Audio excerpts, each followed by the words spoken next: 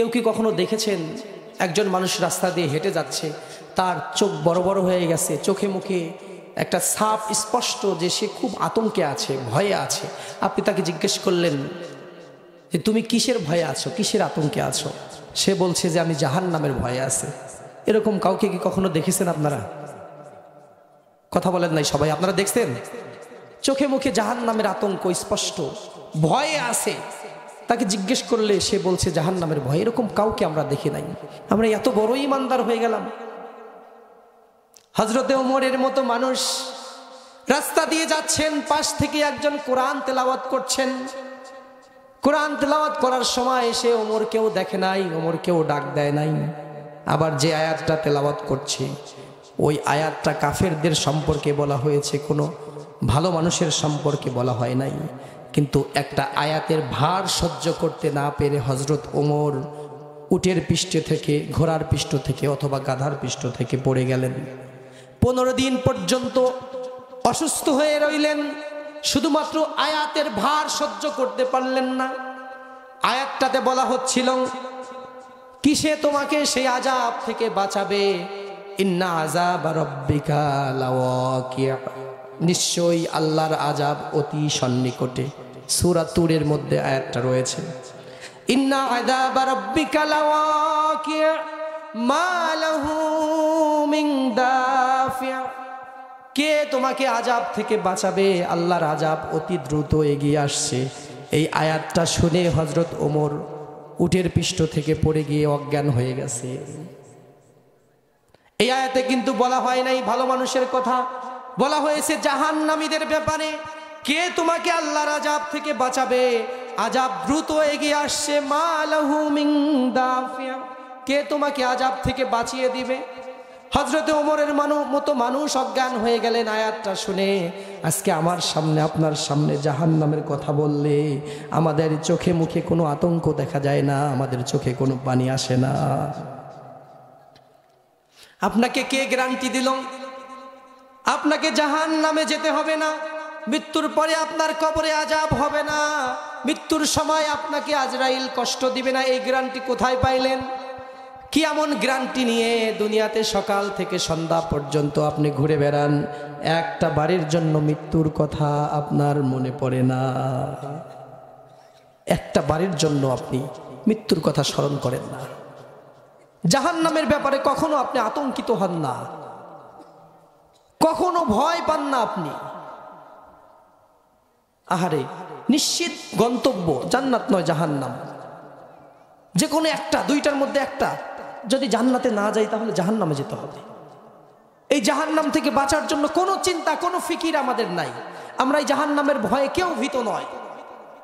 আনসারী সাহাবীদের মধ্যে একটি সাহাবী, আল্লাহ রাসূল সাল্লাল্লাহু আলাইহি সাল্লাম জাহান্নামের বিষয়ে কিছু আয়াত তেলাওয়াত করছেন। আয়াতগুলো শুনে অসুস্থ হয়ে গেলেন, বাড়িতে গেলেন, বিছানায় পড়ে গেলেন। অনেক দিন পর্যন্ত অসুস্থ, জামাতে আসতে পারে না, নামাজ পড়তে পারে না। আল্লাহর রাসূল তার বাড়িতে গেলেন, বাড়িতে গিয়ে দেখলেন যুবকটা বিছানায় পড়ে গেছে, জীর্ণ শীর্ণ হয়ে গেছে, শুকায় গেছে। আল্লাহর রাসূলকে দেখে যুবক হাউমাউ করে কান্না শুরু করে দিল। কাঁদতে কাঁদতে আল্লাহর রাসূলকে জড়াই ধরল। কিছুক্ষণ পরে নিস্তব্ধ হয়ে গেল।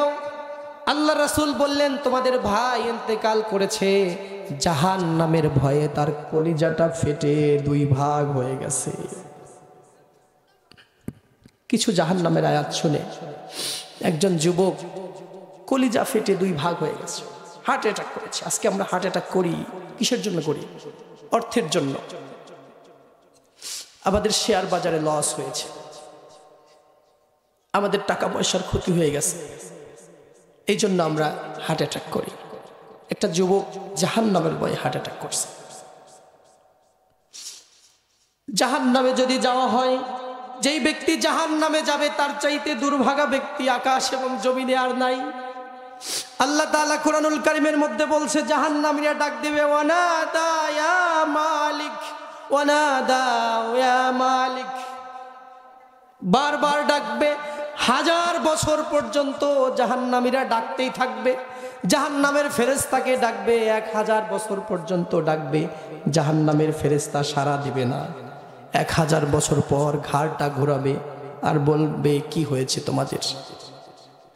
1000 বছর পর 1000 বছর শুধু ডাকতেই থাকবে, ওয়ানাদাউ ইয়া মালিক, জাহান্নামের প্রহরী মালিক, জাহান্নামের প্রহরী মালিক 1000 বছর পর শুধু সাড়া দিয়ে বলবে কি হয়েছে তোমাদের। জাহান্নামীরা বলবে আল্লাহ তাআলাকে বলুন, আল্লাহ তাআলা যেন আমাদের শাস্তি একটু কমায় দেয়, আল্লাহ তাআলাকে একটু অনুরোধ করুন আমাদের শাস্তিটা যেন জাহান্নামের মধ্যে একটু কম করে দেওয়া হয়। তখন মালিক বলবেন ইন্নাকুম মাকিসুন, এইভাবে অপমানজনক অবস্থায় পড়ে থাক, তোদের জন্য কোনো শাস্তি কম হবে না। আবার ঘাড় ঘুরায় নেবে, আবার 1000 বছর ডাকবে জাহান্নামীরা, ওয়ানাদা ইয়া মালিক, 1000 বছর ডাকতে থাকবে। এই জাহান্নামের প্রচন্ড শাস্তির মধ্য থেকে তারা 1000 বছর ডাকার পর আবার মালিক জাহান্নামের প্রহরী একবার ঘাড়টা ঘোরায় দিবেন। আগের বার দরখাস্ত করেছিল শাস্তিটা একটু কমাই দেন, পরের বার অন্য দরখাস্ত করবে, বলবে আল্লাহকে বলো আল্লাহ যেন আমাদেরকে মৃত্যু দিয়ে দেয়। এই জাহান্নামের কঠিন শাস্তি আর সহ্য করতে পারছি না, আমাদের সহ্যের বাহিরে চলে গেছে। এই জাহান্নামের শাস্তি সহ্য করা আমাদের পক্ষে সম্ভব নয়। দুনিয়াতে মানুষ মরতে চায় না, মানুষ জীবিত থাকতে চায়, আরো বেশি বাঁচতে চায়, আরো বেশি হায়াত চায়। জাহান্নামের মধ্যে 1000 বছর ডাকার পর মালিককে বলবে আল্লাহকে বলো আল্লাহ যেন আমাদেরকে মরণ দিয়ে দেয়। আল্লাহ তাআলা কোরআনে বলেছেন সুম্মা লা ইয়ামুতু ফিহা ওয়ালা ইয়াহইয়া, মানুষ সেখানে মরবেও না বাঁচবেও না, মানে বাঁচার মতো পরিবেশ নাই, মরণও সেখানে আসবে না। তারা শুধু মৃত্যুকে ডাকতে থাকবে, আল্লাহ আমাদেরকে মৃত্যু দাও। আল্লাহ তাআলা বলবেন সুম্মা লা ইয়াদউ সুবুরান ওয়াহিদান ওয়ালা ওয়াদউ সুবুরান কাসীরা, ওয়ালা ইয়াদউ সুবুরান কাসীরা, একবার নয় 1000 বার যদি মৃত্যুকে ডাকো মৃত্যু আর তোমাদের কাছে আসবে না। মৃত্যু নামক যে জিনিসটা ওইটারই মৃত্যু হয়ে গেছে। জাহান্নামী এবং জান্নাতীদের মাঝখানে আল্লাহ তাআলা একটা খাসি নিয়ে আসবেন, সেই খাসির গায়ে লেখা থাকবে মিম অ তা, এর মানে কি মাউত, এর মানে কি মৃত্যু। শুনতেছেন আপনারা, ঘুমাই গেছেন নাকি? জাহান্নামী এবং জান্নাতীদের মাঝখানে আরাফ নামে যে জায়গা আছে, উঁচু জায়গা, সেই জায়গায় দেখি, সেই জায়গায় একটা খাসি নিয়ে আসা, খাসির গায়ে লেখা থাকবে মৃত্যু। জাহান্নামী এবং জান্নাতীদের মাঝখানে ওই খাসিটাকে জবাই করে দেওয়া হবে, সাদা সাদা রঙের একটা খাসি জবাই করে দিয়ে জাহান্নামী এবং জান্নাতীদেরকে ঘোষণা দিয়ে দেওয়া হবে যে তোমরা যে যেখানে আসো আর কোনো মৃত্যু নাই, খালিদিনা ফিহা আবাদা, চিরকাল এখানেই থাকতে হবে। এখন যারা জান্নাতে আছে তাদের তো সুখের আর কোনো সীমা থাকবে না, আর যারা জাহান্নামে আছে তাদের দুঃখের আর সীমা থাকবে না। আল্লাহ তাআলা যেন আমাদেরকে জাহান্নাম থেকে বাঁচায়, আমরা পড়ি আমিন। আমি আলোচনা সংক্ষেপ করছি ভাইরা, আপনার সন্তান শুরু থেকে যেটা বলছি এটা আপনার এত বড় গুরুত্বপূর্ণ একটা অ্যাসেট। এই সন্তানের ভালোর দায়ও কেউ নেবে না, খারাপের দায়ও কেউ নেবে না, ভালোর প্রশংসাও কেউ পাবে না, খারাপ হলে এর দায়ও কেউ নেবে না। এলাকার মধ্যে আপনারা দেখেন না, কারো সন্তান যদি কোনো তাল বেল চুরি করে বিচারটা কি বাবার কাছে যায় নাকি অন্য মানুষের কাছে যায়? কথা বলেন না কেন? কার কাছে যায়? বাবার কাছে যায়।